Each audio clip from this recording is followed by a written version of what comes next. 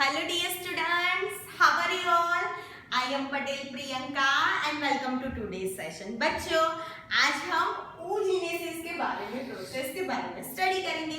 In previous lecture we have studied about spermatogenesis. आज oogenesis. So first of all, what is oogenesis? See, the formation of mature female gamete. It is known as oogenesis. Formation of mature female gamete बनना उसको oogenesis बोलते हैं. oogenesis it start when embryonic development होता है, तभी से वो start हो जाता है. It is initiated when embryonic development. Gamete mother cell जिसको oogonia भी बोलते हैं, गैमेट मदर सेल oogonia तब प्रोड्यूस होता है. देखो मैं एग्जांपल देती हूँ. ये सपोज एक वॉर्म है, किसी लेडी का एक वॉर्म है, यूट्रस है, उसके अंदर बेबी गर्ल है, चाइल्ड जो है वो बेबी गर्ल है, उसकी दो ओवरी है.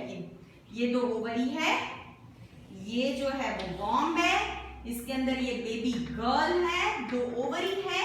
ओवरी में व्हेन एम्ब्रियोनिक डेवलपमेंट होता है तभी ये oogonia बनना स्टार्ट हो जाता है. मिलियंस ऑफ oogonia होता है. ठीक है. No oogonia will be added and formed after the birth. कोई नहीं होगा. ये oogonia जो है वो start division and it enter into the prophase 1 of meiotic division. मतलब मियोटिक डिवीजन का प्रोफेज 1 में वो एंटर होगा, तब उनका डेवलपमेंट स्टॉप हो जाएगा. It will arrest. वो स्टेज ऐसा है वो अरेस्ट हो जाता है. और जब वो सेक्सुअली मैच्योर होंगे तब वो डेवलपमेंट फिर स्टार्ट होगा. ठीक है. तो देखो मिलियंस ऑफ oogonia है, प्रोफेज 1 में वो स्टॉप होता है, अरेस्ट होता है. इसको बोलते हैं primary oocyte. Primary oocyte it is covered by granulosa cell. granulosa cell and converted into primary follicle. Primary oocyte में से प्राइमरी फॉलिकल आया. ठीक है. एट द बर्थ से लेके प्यूबर्टी तक बहुत सारे प्राइमरी फॉलिकल्स मतलब डीनेचर हो जाते हैं. एंड सो प्यूबर्टी की एज पे इतना ही रहता है. See 60 to 80,000 primary follicles left in each ovary at the age of puberty. कितना आपको याद रखने का? 60 to 80,000. चलो. Primary follicle further covered with some granulosa cell and theca, then converted into secondary follicle. है ना. ये थैका वर्ड जो यूज किया वो थैका में आपको याद रखना inner theca and outer theca. Inner theca is interna, outer theca is externa. वो हो गया. चलो ये इंटरना है, ये एक्सटर्ना है. Secondary follicle further converted into tertiary follicle. ठीक है. ये tertiary follicle. The characteristic is tertiary follicle is antrum, the fluid filled cavity. It is a antrum fluid filled cavity. It is the characteristics of tertiary follicle.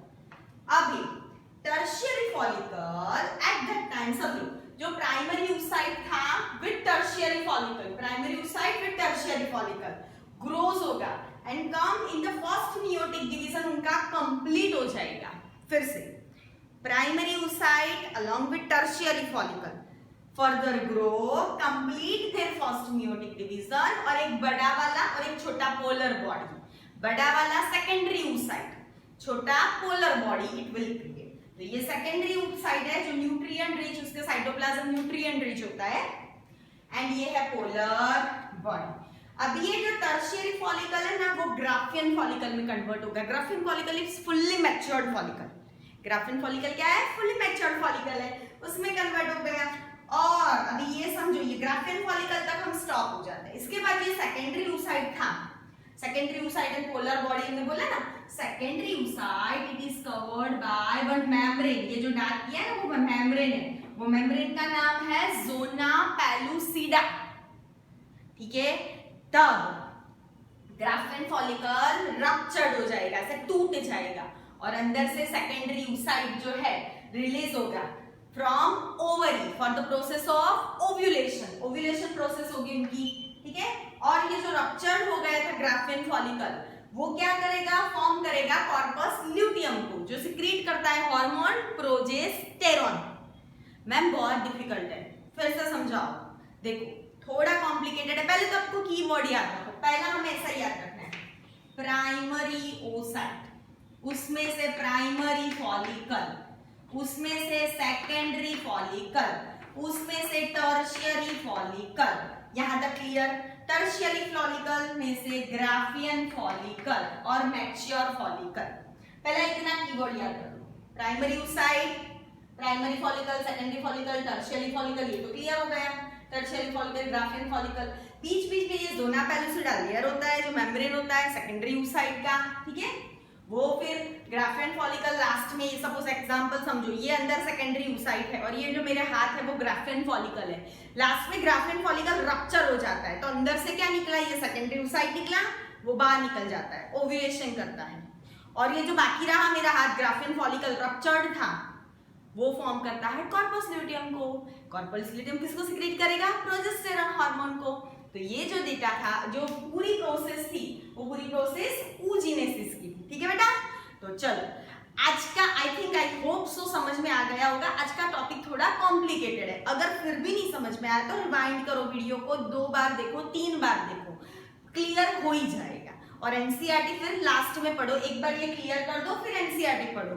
NEET में इसमें से ये question पूछते हैं, prophase 1 keyword है, 60 to 80,000 primary follicles है, वो left होता है, नीच ओवरी वो कीवर्ड है।